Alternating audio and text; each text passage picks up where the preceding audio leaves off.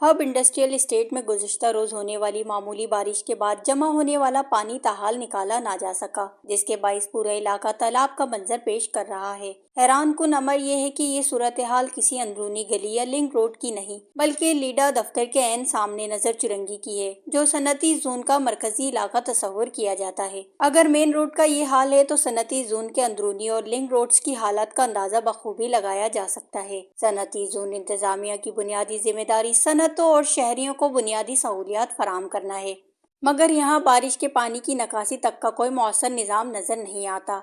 इलाका मकीनों और सनतकारों का कहना है कि इंतजामिया शायद इस इंतजार में है कि पानी खुद ब खुद खुश्क हो जाए, जबकि जमीनी हकाइक इसके बरक्स हैं। खड़ा पानी न सिर्फ सड़कों की शदीद टूट फूट का बाइस बनेगा, बल्कि डेंगू और मलेरिया जैसी खतरनाक बीमारियों के फैलाव का भी खदशा बढ़ाता जा रहा है। सवाल ये है कि क्या इंतजामिया को ये पानी नजर नहीं आ रहा या जानबूझकर आंखें बंद की गई हैं।